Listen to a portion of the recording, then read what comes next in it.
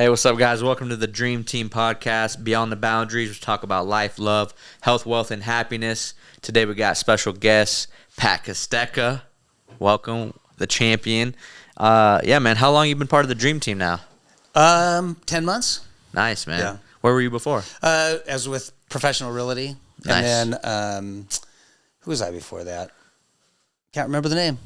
How long ago did you get into the real estate game? Well, 35 years ago, but as an agent, pushing 6.5 months. Nice. 6.5 months, 6.5 years. What was the difference there? Like, okay, it's time to get into the agent now. Yeah, well, I was always wanted to, but being a teacher, so I'm a retired teacher after 34 years, but I always represented myself and got to that point where I knew that I wanted to get a real estate license at some point in time. And I just was, I don't know, whatever, 50, so whatever years, and kind of reached every level I wanted to as a coach and as a teacher, and having state champions and state champion teams. And I was just kind of ready to see what I could do. I felt like I could, you know. So I just dove in and just started working really hard at night and studying really hard, and finally passed the test, and then taught, coached, did real estate 4 years in a row. Dang, that's And slowly grinded. And then the year that I decided it was about time, I got home at 8:30 at night, we have 9 kids, by the way, and my little 6-year-old comes up to me at 8:30 at night, and she hadn't seen me all day, and she goes, "Hi, Daddy," and then she goes, "Good night, Daddy," and I went, "Time out. We're done. That's enough," you know, because I ended up retiring about 3 months after that at 57 and a half, you know, and so I thought she needs to know who her daddy is. Yeah. And now she does. Wow. Yeah. That's powerful, man. That's that shocking moment. It's something out of a movie. Every movie character has that moment where it wakes them up. Yeah. Well, and the other part, too, is that I noticed that, I mean, I love teaching, I love coaching. It didn't give me as much of a bounce in my step, and I don't think I would have recognized it except for starting to make sales, and I'm like, oh, this is kind of fun, you know, I like this, you know, and I always said the hardest part of teaching is you can't go to the bathroom when you want to, you know. And it's funny, on the days off, you know, I'd go up, I would purposely take days off and go skiing, and I always look at those dudes in their early 60s sitting there having a beer at lunch, and I'm like, yep, that's looking good, you know.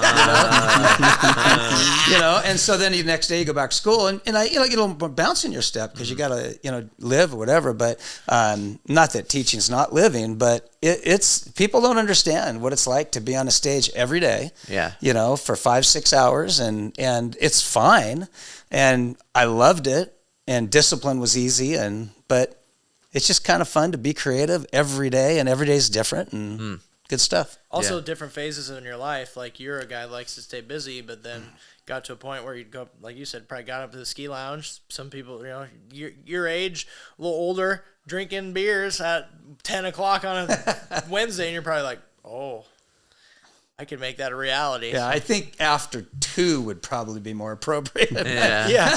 But it's just the setting, Breakfast you know. beer. Yeah, it's just the idea of the freedom, the autonomy. 100%, and they're relaxed and they're living, and you know, you get to the point where you know, it doesn't matter how old you are, health can be taken away from you. You know, and so for me, it's just like, I don't know, but what I do know is I'm getting older and I'm still healthy, and why not take advantage of that? Yeah, you know, I love that. Yeah, 9 kids, man. That's awesome. It's great. Yeah, I mean, you want to hear about that? Absolutely. I really have to tell you about that? Most people nowadays, I think Zach knows this statistic pretty well, is the average kids per home, Zach. I think it's you need to have 3 to keep up with. Isn't it 2.2, 2.1 something? Yeah, so it's like having 3 takes us over the, you know, like we're replacing people properly. Point of extinction. Correct. So what are we at right now as a society, American society? How many people? Kids per household. Like I can look at 2.2, right? 2.3. I think it might be less right now. American average kids per family. Yeah. Household, 1.94. Yeah, that's what I thought. Yeah. So we're not this even is a duplicating. decrease. This is a decrease from 1960 when the average was 2.3. Yeah. Yeah. What is that? Is that a systemic That's falling a really in love with money? You mean the rat race? What is it that would deplete the average child per home? Well, Is it taking God out of the schools? Like, what is the diagnosis, and then part of the cure? You have it in your heart and your spirit. Yeah. Is 9. Yeah. So you're tripling some of these other families. So what's the heart, man? Well, let me start with something that really invades itself into real estate too, and that's listening to people. Yeah. And throughout time, anything I've ever done, I literally learned by listening. And so you hear a lot of people always say that, well, how many kids you have? 2, but I wish I had another. That always struck me really interesting.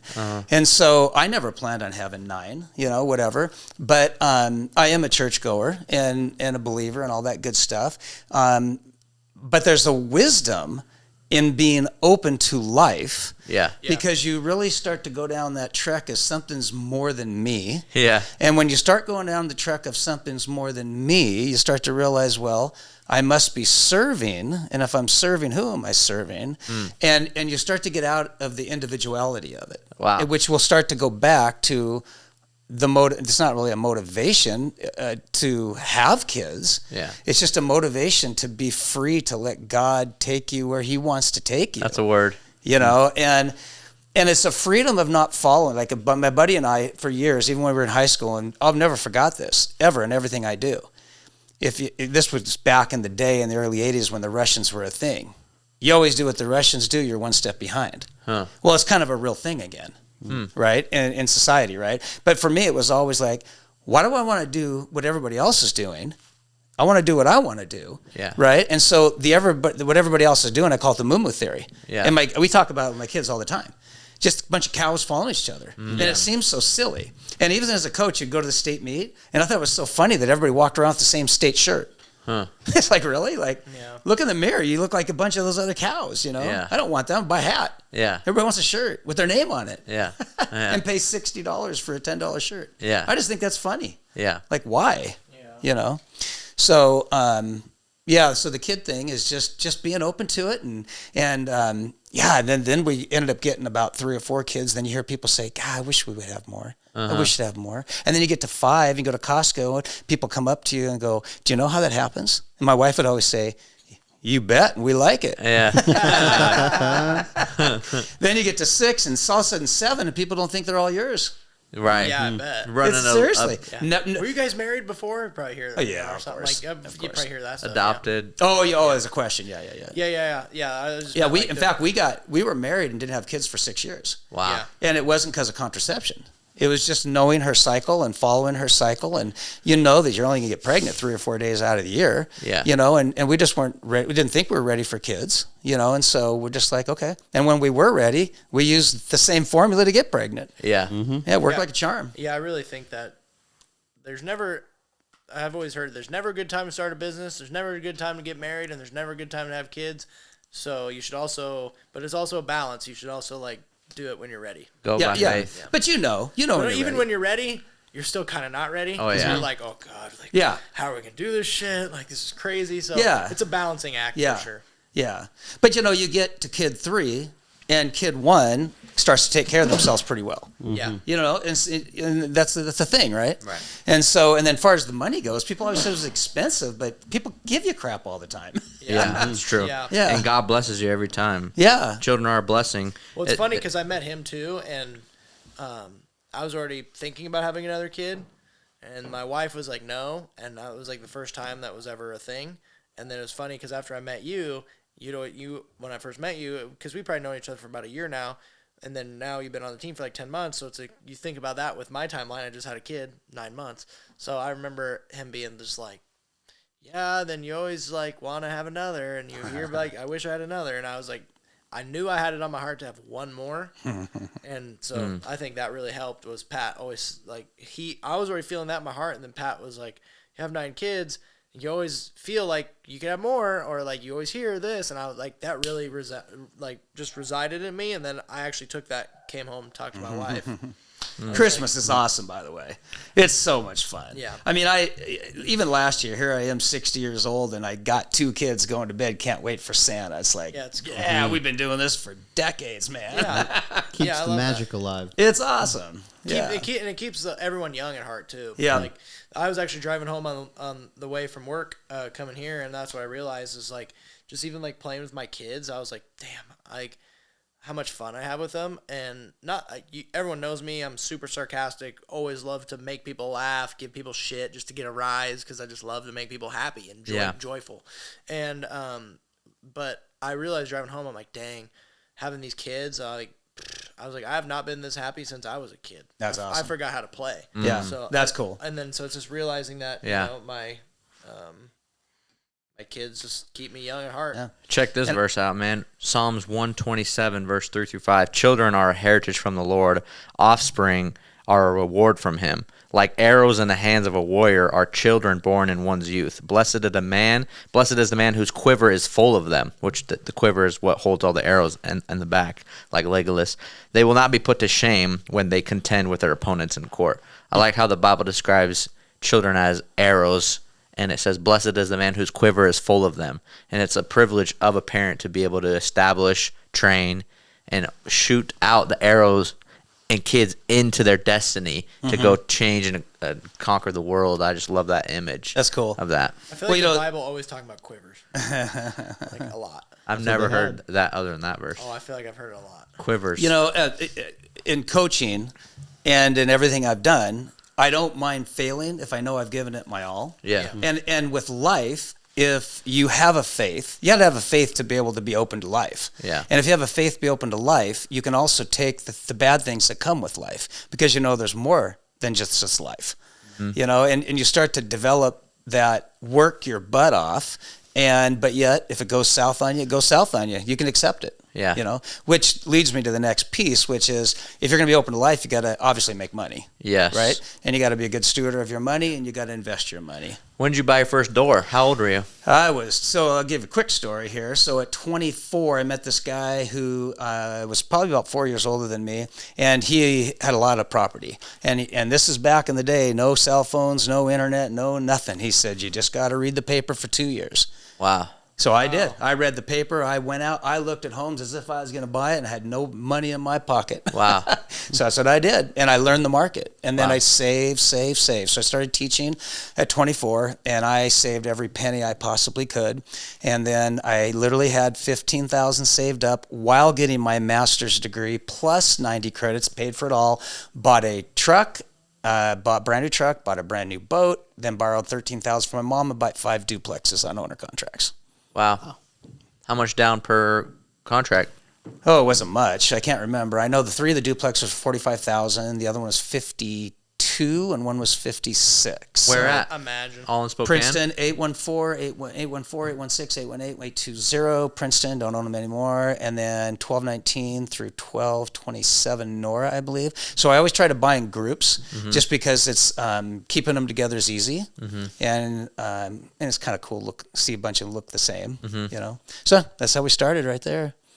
Yeah, and then but then I've always been in construction, so I love building, and so my brother calls me down. Well, this is what I mean by this. So at Meade High School in 79 actually, they hired a guy who's going to do a carpentry class for 2 years, and so my dad taught there, and he says you got to do this. And back then, ninth graders weren't in high school, so I was entering as a sophomore, and so I joined that class and learned a little about construction, and then so then. Go back up the time bearing here. So I got 5 duplexes, whatever. And my brother calls me and he says, hey, come down. I'm looking at a house, a Douglas house that's being built, thinking about, you know, maybe buying it. And I know you know something about construction. And I, of course, I built decks to make money and blah, blah, blah. And my mom had a house built and I just watched it. I watch people and ask a lot of questions. Guy next door built a house. You're really good at that. 3 weeks. Yeah. And anyway, so then I go down there and I look at it and I go, I want to build a house. I think I can build a house. So I got home and I told my wife, and we'd only been married a year, and I go, we're going to build a house. And so we did. And so my mom had her house built by a contractor in Spokane. So I called them up and I go, well, I need you because I can't do this without you. And so I actually drew the plans, and he turned around and redrew them and got it passed, whatever, got the bank loan, construction loan, and he couldn't make it up to Chihuahua. That's where we're at. So I said, can I start moving with this thing? Yeah, I got an excavator in there. Great, done. Can you come? No. So got the concrete guys in there. Can you come? No. Got the plumber. Can you come? No. Can I start framing? Sure. So I went at it, hand frame, because I didn't know when he's coming. Got the whole basement done, got the I-joist done. A couple of buddy teachers hired them. We got pictures of them hand nailing the floor for on the I-joist, right? Wow. Call them up, can you come? No. So then frame the whole second floor. Can you come? Yes. Thank God, because I don't know how to do trusses. So he came, did the trusses, decked them, and can you come? No. So then I start hanging the windows. I mean, I'm hanging on to this big old window on a ladder, and anyway, finally I just bought him off the job because I got far enough through the bank to do it and ran that through. Finished that house. Then we started having kids, after the sixth year. But and then I decided to sell it. Doubled my profit. Took the money. How old were you when you sold it? Oh boy, I would have been 30.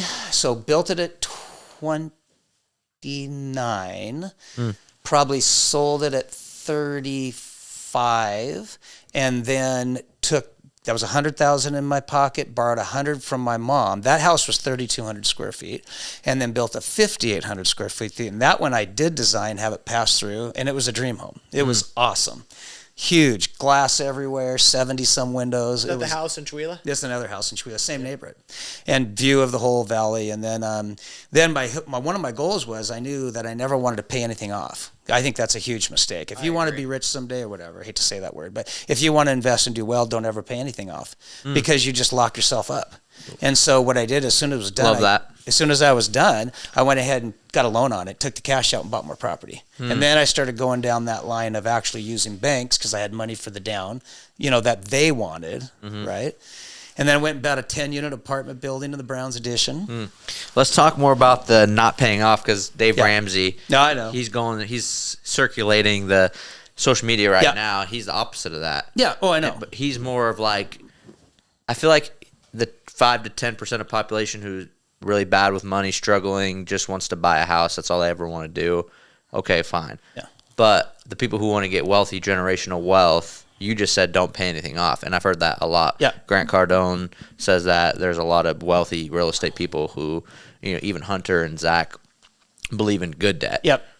Well, so there's bad debt and good debt. Yep. So I got a lot to talk about here, so I'll try to wrap it up. No, you're good. I don't like generational wealth. Okay. I never have liked it. I think it's the wrong vision. I think it's generational stability, which I brought that to the Atlas platform, and I'm glad he used it. Yeah. Because it really is, it's humble. It's what its purpose really is. Yeah. Because wealth means you have access to waste. Wow. Right? Stability means you can pass that along, good. Or you're thankful for it. Write right? that down. So it's generational stability. like Dave, that. So here's the deal. I'm the non-Dave Ramsey guy personally, but God bless him. Yeah, because amen. There's a lot of people out there that It works for them. it works for them. They need it. They need They it. really need it. They're stuck with bad debt. That, and then let's say Dave Ramsey would be perfect for the Pat who never wanted to be anything more than a teacher. He He would have been maybe a good guy. But I would like to say this is that being a coach forever and watching what kids buy at stores freaked me out since I was young. They just take money and waste it and buy crap. You go at Christmas time and you watch what people buy. You just are you serious? Yeah. Like, no, slow down, man. And so, but here's the deal. My whole deal is never to have anything paid off because I'm gonna always. We're in a 50% equity right now, which is probably more than we should be with everything we owe. But I have enough. $22 million of property is enough. Yeah. But I think we'll still probably continue to buy here or there. But it's once you get a certain point, which I would say probably 40%, you refi it, grab cash, and go out and get more, right? Get more property. It's a little tougher right now because of the interest rates, but it'll come back around. And but what does an interest rate matter, and what does the price of a place matter if the rent does your job? Yeah, if it cash flows. What's your minimum cash flow that you need to refi out, or like I'll just wait keep my cash in there? Or will you lose money, a couple $100 every month just to get the cash out? So I'm not aggressively pulling cash out. Don't get me wrong. But when it's opportunistic time, I've got things where I only owe 25%. I'm just kind of looking at it going, okay, do I want to? Do I not want to? Here's the thing. Like some people say, well, I don't want to get rid of a 3% interest that I have. And I go, what's your house worth? $500. Well, how much you owe? $100. Well, you're wasting your money hanging on to that. Yeah.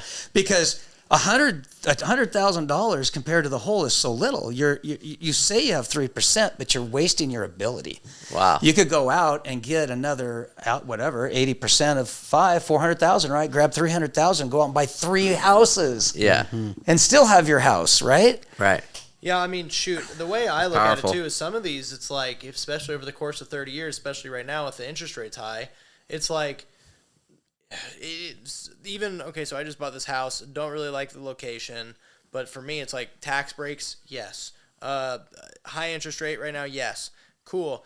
Every year that's going to save me a certain amount with the depreciation on my taxes alone that makes it worth it. And I'll only be cash flowing maybe like $200-300 a month, but it's even like, okay, at least I would even, some of these, like you can't do it on all of them, but even some of them, I'll even take if I break even. Because it's like, if I'm breaking even and not losing, it's going to save me every year on my taxes, especially early in my career. And equity's growing. And someone's paying your debt off for you. Yeah. Now, I want to go to some of my principles here. Yeah. So they're called lifelines. And anytime I ever talk to people about investing in real estate, you can't just take money you have, go and invest it. Ooh, I got my little 20%. I'm buying a rental, all is well.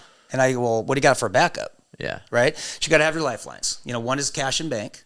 Yeah. Another lifeline is, what vehicles do you have, boats you have, what do you have that you could refi and pull cash out if you need cash? Yeah. Yep. Right? Do you have credit cards? Right off the bat, before I started investing, I got 5 credit cards. No, of course, back then they had monthly payments, but I tried to get ones that didn't have monthly, not monthly, like a $20 monthly payment, whatever. Yeah. Now none of them have them, but you have those as a lifeline. Why? And I've used them. That you can take them if you have a 25,000 limit, right? And you call up there and say, hey, I want to get some cash out. 0%. Great. Well, is it really 0%? No, but what they do is they take 3% of that out and they keep it. Okay, so for 10,000, you walk away with 9,700. So they get their 300, whatever, right? But then you have a year and a half to pay it off. Yeah. Well, that's a lifeline. Yeah, that's what I view like lines of credit with the bank. Right.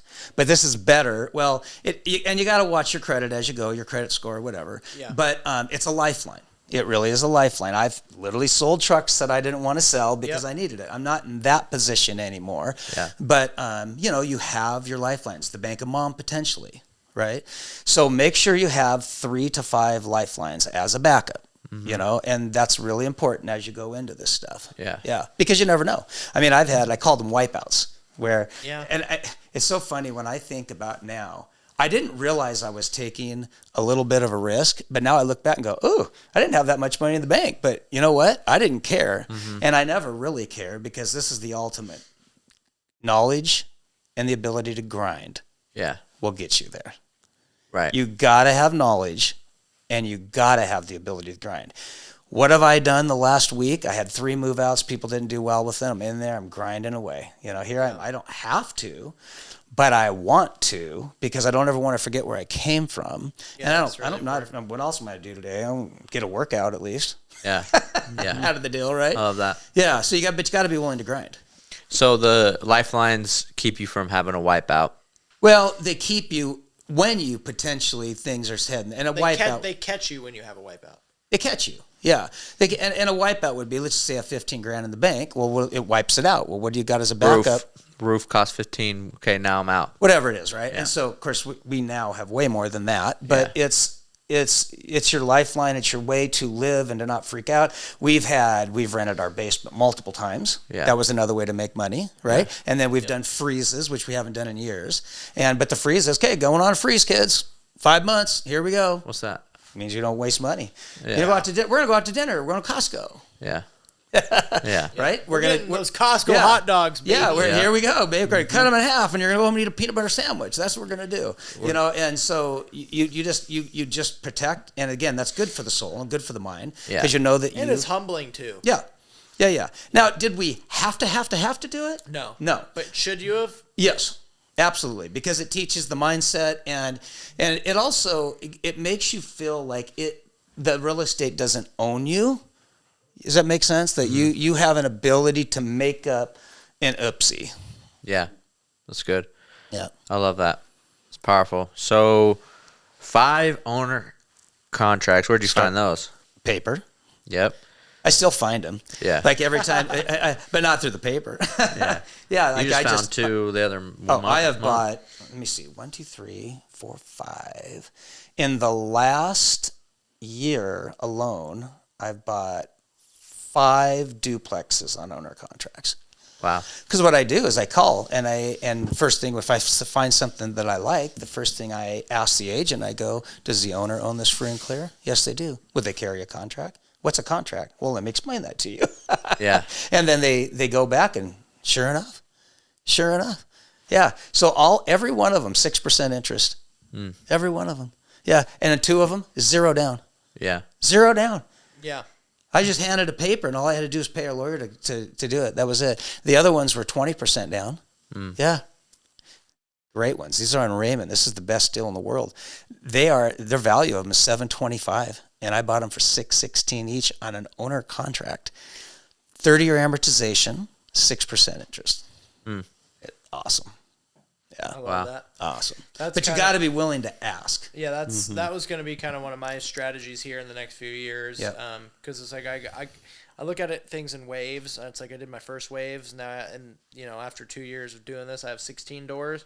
So it's like, to me, it's like wave 1, build cash and capital back up, get things organized, get this house done, have another kid, blah blah blah blah, and then go back to phase 2 and get some more stuff. But I think phase 2 for me is gonna be a lot more owner contract.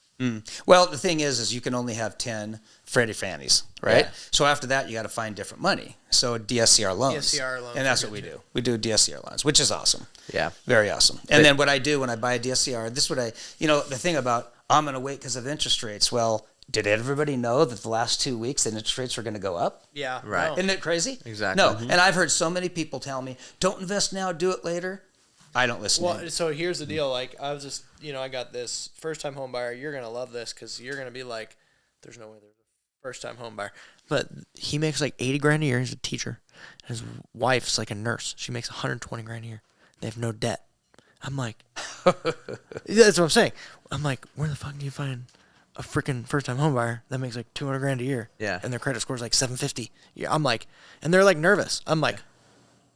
Like, usually I can like keep it in with the clients, but for this one, I'm like, that's my look, right? Because I'm like, you guys, I usually work with like, and you know how it is. It's like we use first time home buyers. You're working with someone who makes like 80 to 100 grand. Their credit score is probably like 650, and they got no money. Yeah. And they're like, give me a shack, dude. Like, just make sure it's not gonna fall over. And these people are like buying a $500,000 house, right? So, but it's the same thing I told them is like.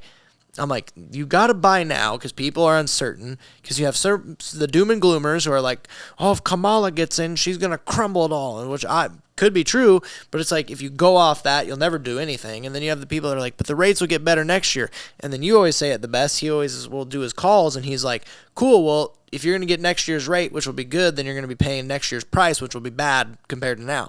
Also, I usually say that. Plus, then I say, also, if the market's not very good, you'll probably still see appreciation at 2 to 5%.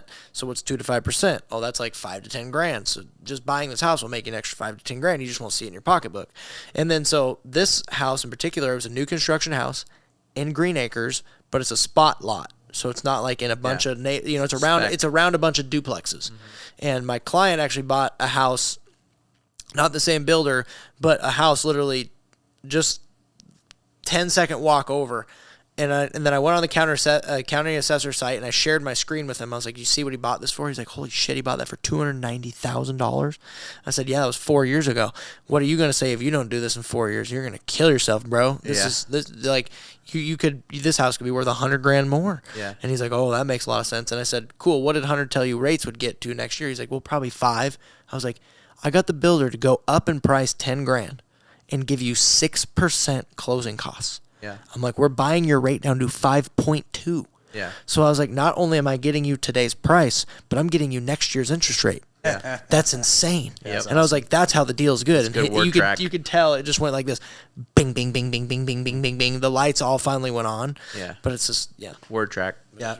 You know, the fear, you're talking about the teachers. And as a teacher, you know, my wife stayed home taking care of the kids, right? And so I would look around at other people where they have two kids and they both work and they have their house. And then I'm assuming they probably put more money into their retirement than I did. And my idea was, why should I put more in when I could take that and do better with it, right? Yeah. But what do people do with their money? And it really strikes me like, wow, it's amazing. And so the other piece of it was, I always told myself, I'll never retire on a teacher's salary.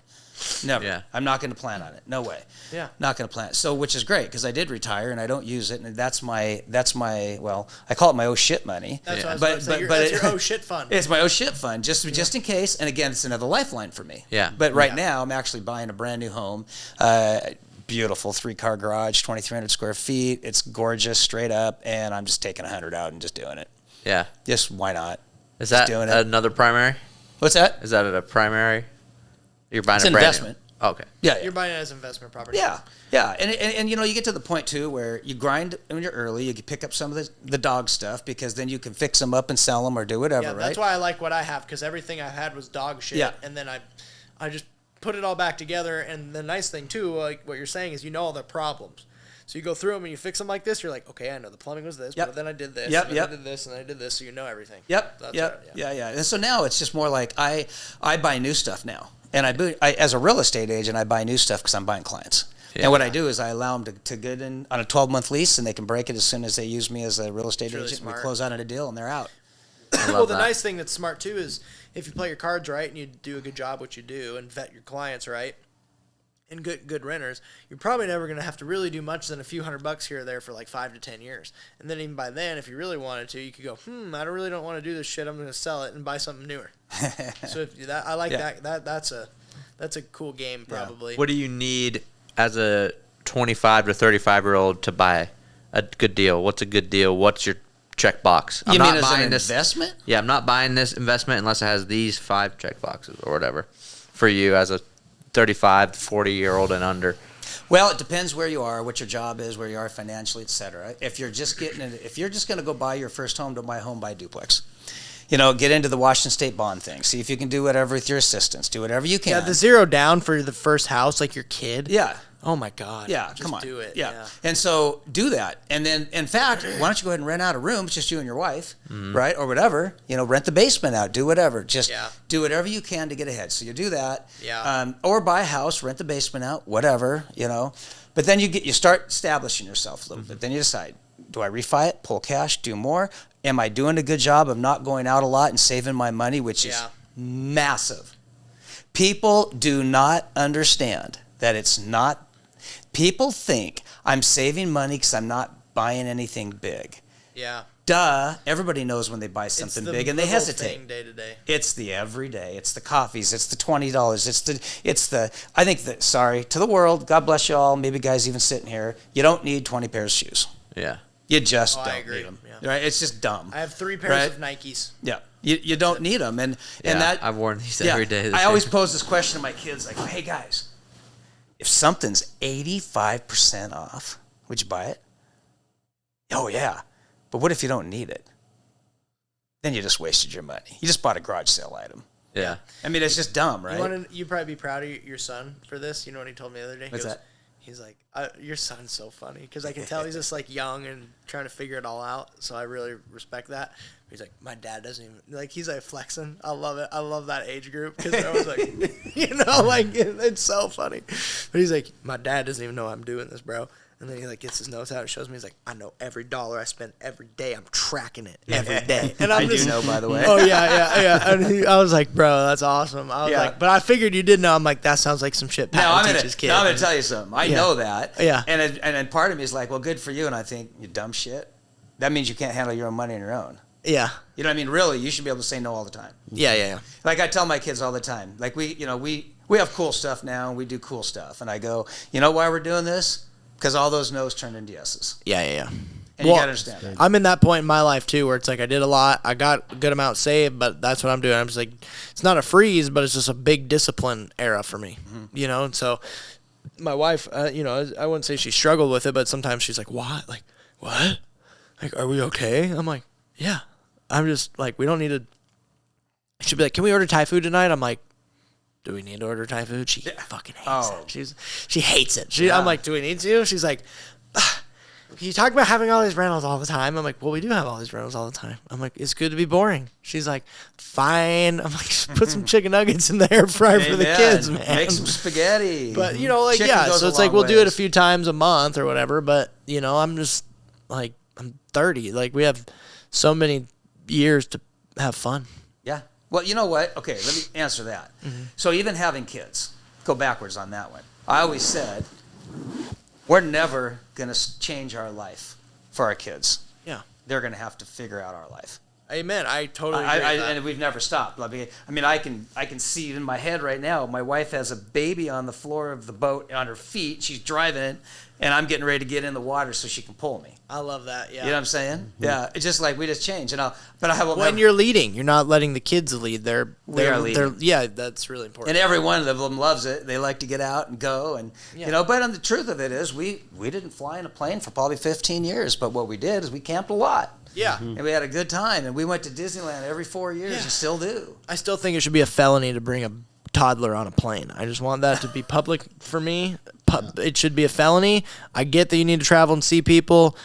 No one loves your baby that much. Shut your baby up. God bless you. I'm a parent. I don't think it's nice or fair. And I also think it should be a felony to take a baby into a movie theater. If you don't take the baby out right away, no one wants to hear your crying baby. Amen. That's like my rant. That's my two things, bro. I can't let him go. Yep. That's good. My thing. Okay, so I need you to tell your story. When I first met you, and you told me about your Olive Garden story. That's like my favorite story. All right. Well, I'm still all about grind. You know, and one thing I don't like when people my age say, like you say, "Hey, do you water ski anybody?" No. Well, why not? Well, my knee kind of hurts. Oh, so take ibuprofen. Yeah. Go do it. Yeah. If you hurt a little bit, have a beer afterwards, you know? Yeah. So I've always, again, it goes back to if you always do what the Russians do, you're one step behind. So think out of the box, you know? Yeah. So I was 40 and I was like, I just, you know, what can I do, you know? And I thought, and we're in Chihuahua, and I thought, I'm going to walk Spokane. Why not? Just do something different, you know? And so I looked it up, and it was exactly 50 miles to the Olive Garden from our house. And then I'm like, okay. So then I go down on the treadmill, and I start walking, and I start figuring out what my pace could be. Right? And I thought I could go at 3.65 miles an hour. Yeah. This is some shit that you would do. So then I figured it out, and I thought, okay. My God. I could do this in a day. And then spring break was coming up, and I thought, okay, I'm set. I'm going to do it on this day. No training. What do you got to train? What does your wife say about all this? She just, that's Pat. She's immune to it. She's like, I'm sure there's like a stock wife eye roll that just, okay. Yeah. So anyway, so I decided it was going to be on a certain day, and it was, and so okay. So I couldn't sleep. I'm like, so anyway, the night before, I was looking at the forecast, and I was like, it might be a little cold. Okay, that's fine. So I get up at 1 a.m. It's snowing. Wow. It's spring break. Shit. And I'm like, screw it. So I took a wax and I put all wax on, you know, my little boot, whatever I was wearing, you know. And I said, all right, got gloves, started walking, you know, and it's dark as could be. And I'll never forget this. So it's about 2 miles to Chihuahua. So we finally get into Chihuahua, and this just blew me away. That a car, it's like 4 a.m, car of these two young girls, who I have no idea who they are. They may be from Colville, the high school girls, very clear. And they go, hey, you want to ride? I'm like, really?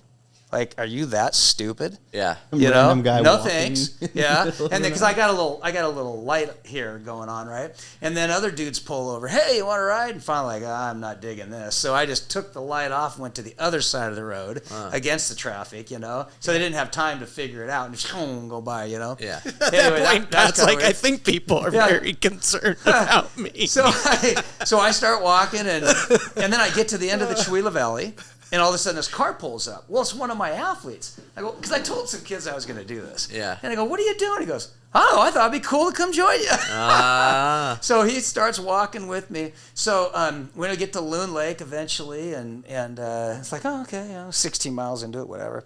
When I got to Deer Park and I sat down at McDonald's, when I got up, it's like my body said, if you take one more step, you're done, bro. Like, I'm gonna take you out right now. Wow. And I said, all right, try. Yeah. I'm going anyway. Good. So I mean, literally, it's just like pogo legging it, and then finally a little bit better, and started loosening up, But it was weird how it just froze up. You're really fighting your mind at that point. Then I said, well, the way it is. So anyway, get to Dragon Creek, and my wife catches up finally, Yeah. And I go, because I called her and I go, why don't you bring some ibuprofen? Yeah. So between Dragon Creek and the Olive Garden, I took 2,000 milligrams. Holy shit. And then liver failure on the way home. And then we get to the north side of Spokane. The guy that walked me bailed out at Fred Meyer. And I just kept going, and I'll never forget, I got to that point where it was winter sport area where Fred's Appliances, and you can see Spokane, like, yeah, cool. And it's like, but then part of you realizes you still got some miles ahead of you. Yeah. Anyway, I'll never forget getting there. And how sore were you? Well, I'll get to that. Okay. So let's go back here a little bit. So I was a high school athlete, college athlete, scholarship, everything. I've lifted a lot of weight in my days, and I've done a lot of stuff. And so hit that Olive Garden sign, went in, we ate dinner, get up afterwards, that whole thing kicks in again, right? But she had a hotel across the river. I said, screw it, let's walk. Yeah. So I walked across the park and got there. The next day I woke up, I have never been so sore for 3 straight days in my entire life. Dude. Wow. Entire life. And did you get a lot of sleep too? Were you just I don't know. I can't remember any of that. But it just shows to go ya. That's a little punchline. Shows to go ya. I said that the way I wanted to. That it's so weird. Shows like you to can go sit ya. there and train for snow skiing, but the first time you go snow ski, you get sore. And Yeah. it's just there's something about it, right? So and if you want to take any of that reference, go back to real estate.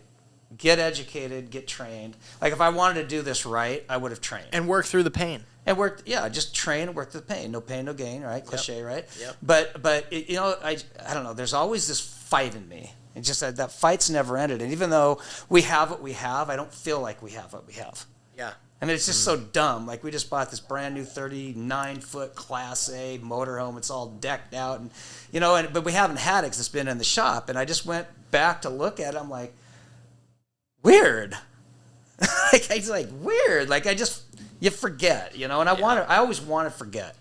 I want to forget, But I feel blessed, and it's great. And you know what? God giveth, God could take it away too. So, Yep. Yeah, but bottom line is this: like He is going to take it all away because we're going to die. So you got to have that focus, and focus of what? Focus of living better when we die. Focus that God's got it. Like I just told my little girl today, I go, I don't know what we were talking about, and she was either complaining about something, and I go, dude, listen.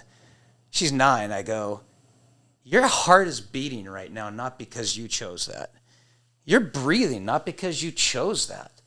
I go, you were born and God made you. And you know what? It's only going to last so long. I go, and so that's the thing I push with my kids. I go, why would anybody want to go about this life? I get questioning God 100%. I get maybe like, I don't know. That's all good. But to say there's no God?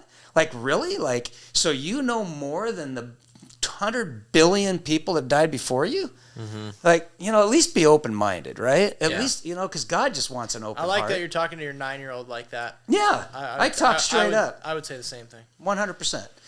Yeah. I mean, yeah. It's amazing. So powerful, man. Mind over matter. That's like David Goggins. He's the first, believe me, correct me if I'm wrong, but he's the first man to accomplish 50 Ironmans in 50 days in a row. So by the 37th Ironman, I think, all of his toenails on his feet are off. But he still had 23 Ironmans, which is running, swimming, and biking, like 50 miles. Yeah, it's crazy. A day for 50 days straight. Or I will say this about me. I am not a mind over matter guy. I don't give myself, there's no way, but I get pissed off and go. Like, I'm just like, kind of like more like this. Like, I'm like, I'll do that. It's like, there's just certain things where I just I think about it, and finally, screw it, I'm doing it, you know? So mind over matter, those guys are steady Eddie. They're very steady Eddie. They're not very emotional. They're just on it, and they are who they are, and they're just a constant grind. And I'm just not that way. I wish I was, but I'm not. Yeah. But I'm also I aware of my weaknesses and aware when something's not right. And I just go. I just fix this thing. I get so pissed off at my kids when they walk away from the dinner table and they leave their stuff there. Oh yeah.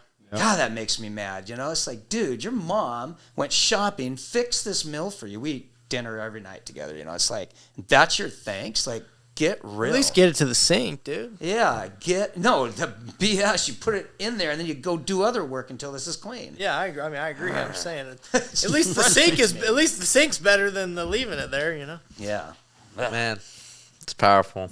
But yeah, so I wanted to say one thing, but Pat, I really appreciate, obviously not only you coming into our lives, but God putting you in our lives, because one, it's been you weren't here before we came to Amplify, but it was just a rough year transition, and we lost, like a huge mentor, and Keith when he went to EXP and made that decision. So you coming here really propel us and make us want more, and really and I can speak for me, it became a father figure to me. And I was even telling your son, like, you almost feel like a pseudo dad to me. Oh. And so I just wanted to say, like, I'm so blessed to have you in my life. And, like, when I look at you, it's crazy because it's like looking in a mirror, like you are in my mind without even knowing, like, before I even met you, it was like that is who I wanted to be when I got older. Yeah. So God bringing you to my life has been huge, and there's been a lot of times where just, like just even knowing you or having you around just keeps me going.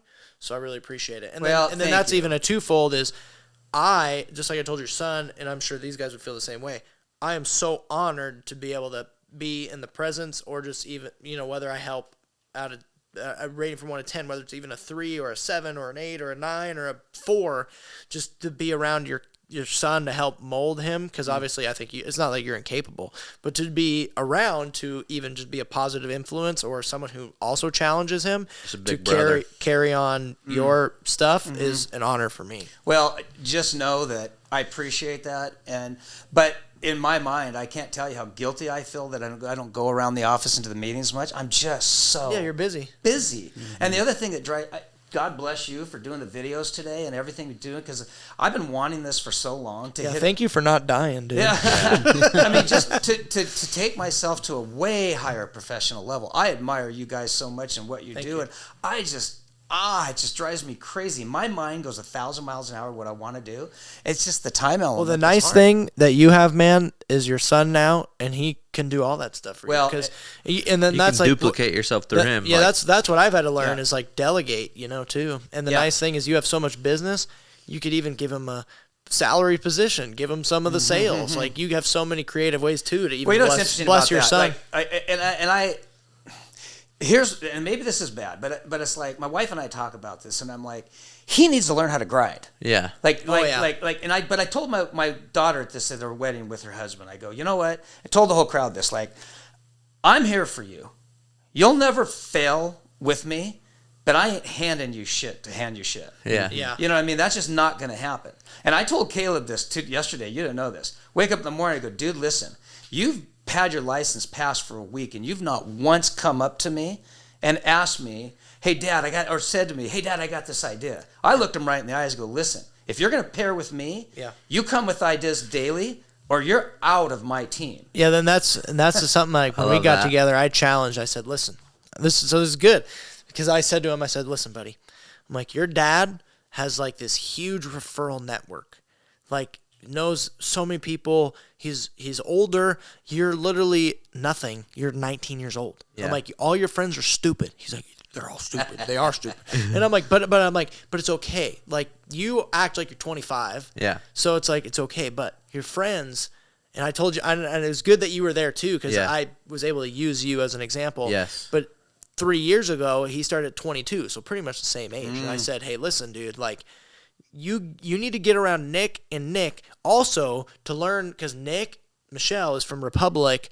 None of his sphere is here. but he sells 20 houses a year. I'm like, you learn how to grind from that. And I'm like, because you already have your dad. Cool, you can count on that. That's great.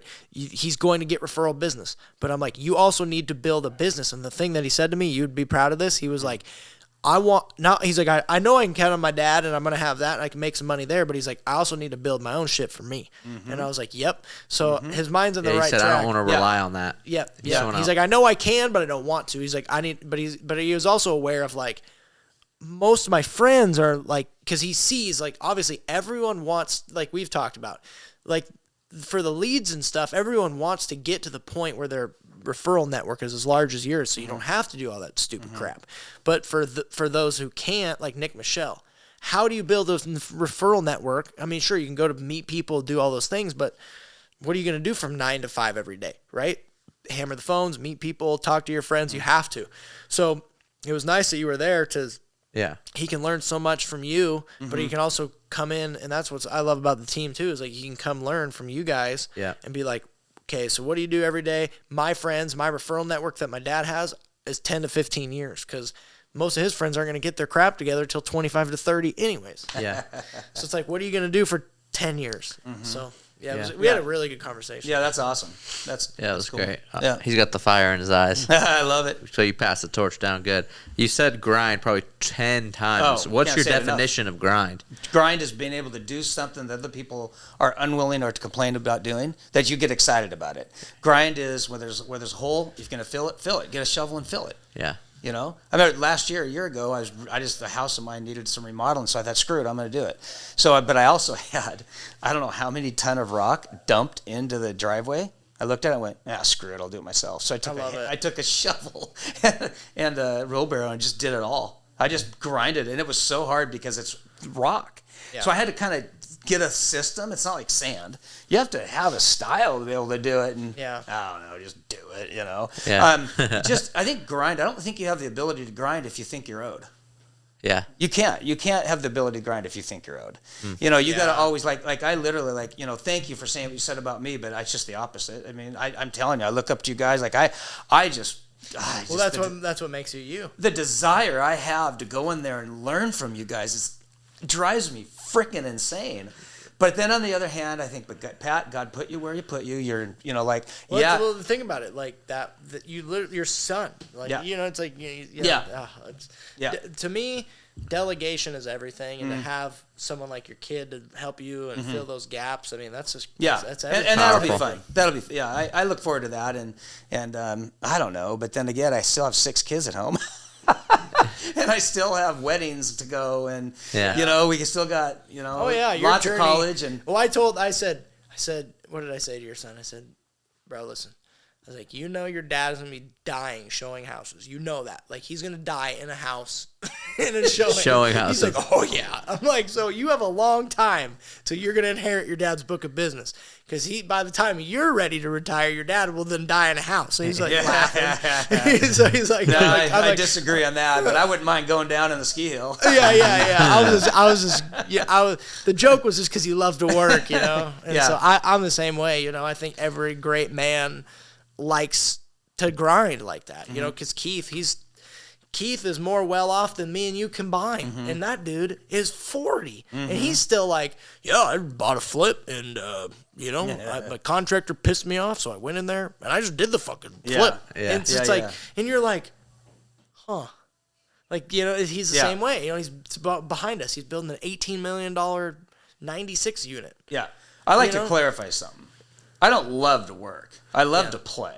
Yeah. I like to work. Yeah. I love to grind when That's what I'm saying, though. It's the grind. Yeah, but there's no way. I mean, who loves to work? I think the funniest thing ever, sorry, all you teachers out there, it's August. Oh, I can't wait to get back in the classroom. I'm so excited. I'm thinking, what about that margarita by the pool in Cancun? Is that like I'm really? The same way, yeah. Yeah, no. I love having fun. Yeah. No. Now, but I will say I love being a real estate agent because it's different every day. Yeah. It's just different every day. And I do feel sorry for people who first get into it, who just struggle kind of, don't know. But if you know grind, like Nick Michelle and you know, all you guys, just grind. It just takes work. Sometimes it just takes, and it just depends, right? Like, it sounds like you came from a really, really good family. Some of these people that we get, man, it's like, it's bad, so sometimes it's like people have a 2-year journey to just like find themselves, overcome the mind. And so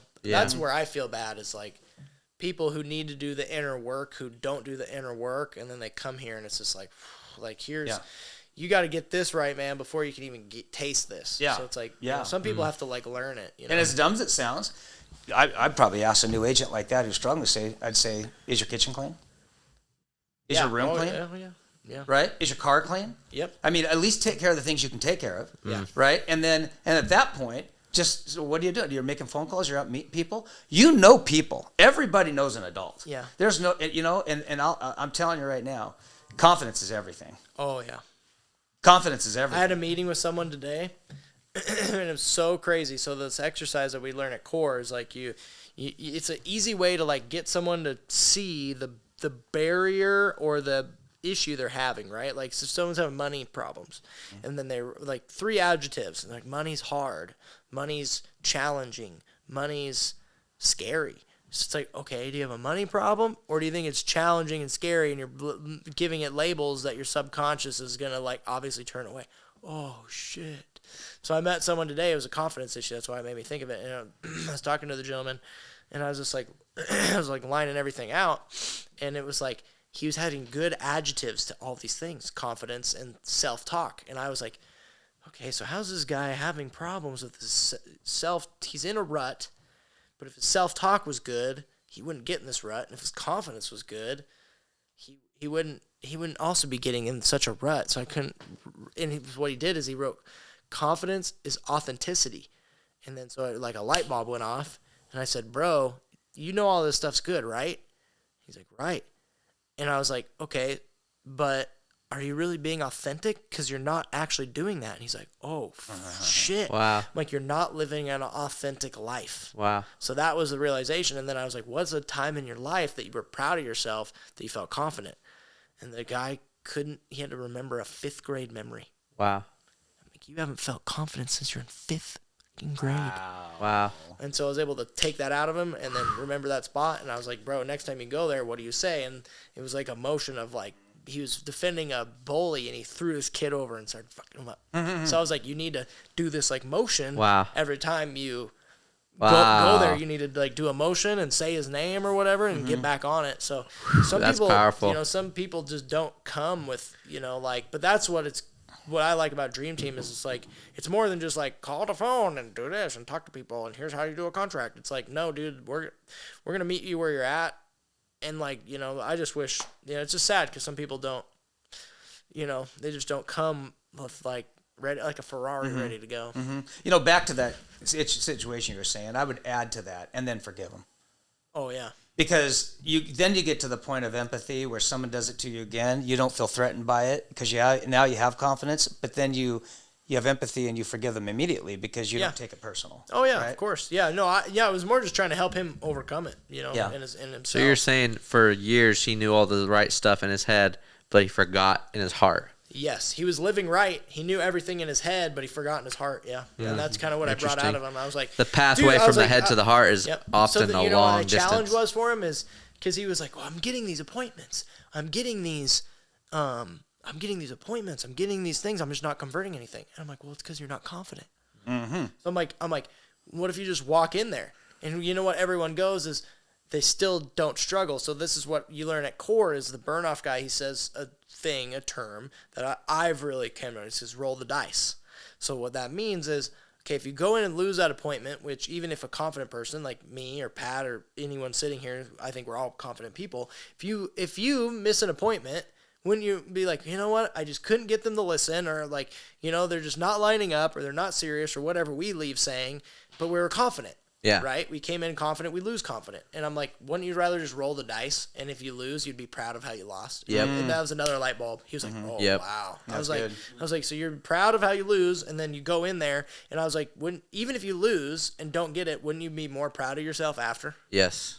Because you gave it your best. And I was like, and wouldn't you say you're living in scarcity? And then he was like, yes. I was like, okay, so you want to make $100,000 a year, but how are you going to do it living in this scarcity? And it was like, light bulb. Yeah. So it's just really, it's just that's another thing that's, a blessing too, is coming from that good family, because you don't have to battle all those things that a lot of people. But if you do battle them and get past them, you become better than somebody who came from That's good family. That's the generational instability. I shouldn't laugh at that. Now we're all creating generational stability. Yeah, love it. Not No, it generational is. wealth. I mean, it is pretty fun. It's It's powerful. How does someone find their call? And then we'll close. What's your call, and how does someone find their call? My call now? Mm-hmm. Yeah, you ended it with coaching others while they get into the game, and then your call, all capital. I think you know your call when it gives you a bounce in your step. I think you know your call when you don't have to think so hard to try to figure it out. Whew. You just know your call because God gave you your gifts, your abilities. Yeah. And when you stop trying to be like everybody else, you'll find it quicker. That's fire. I love that. Don't overcomplicate it. Yeah. One of my favorite coaches, my dad, he said, stinking thinking. You think Steph Curry gets mad and thinks about the shot he missed? Nope.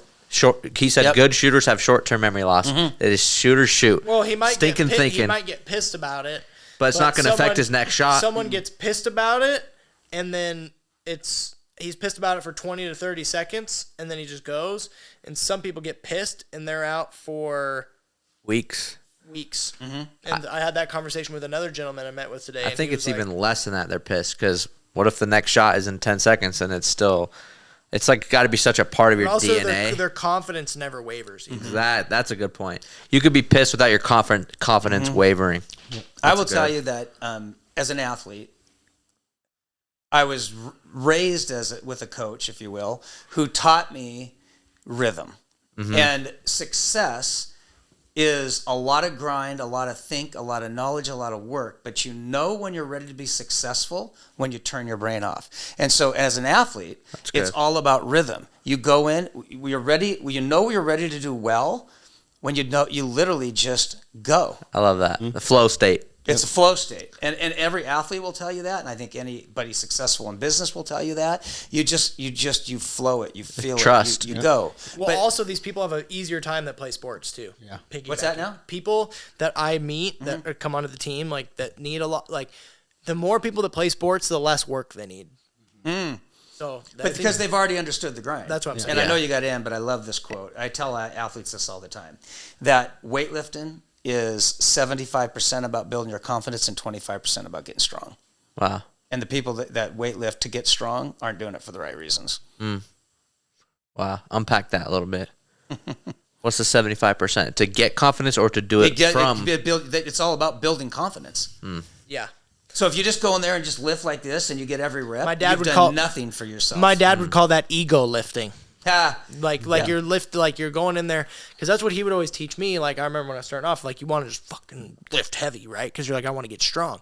Your heart's in the right place, but it doesn't make sense logically. So my dad would always say, hey dude, listen, I'd rather see you go rep 150 pounds 15 times and then do that and then do more reps like with a more weight and then go max, So he is kind of like a reverse engineer of like, don't go in there and just ego lift, like go in there to get confidence and get strong. And he's like, how much you're pushing at once doesn't necessarily equate to strength either.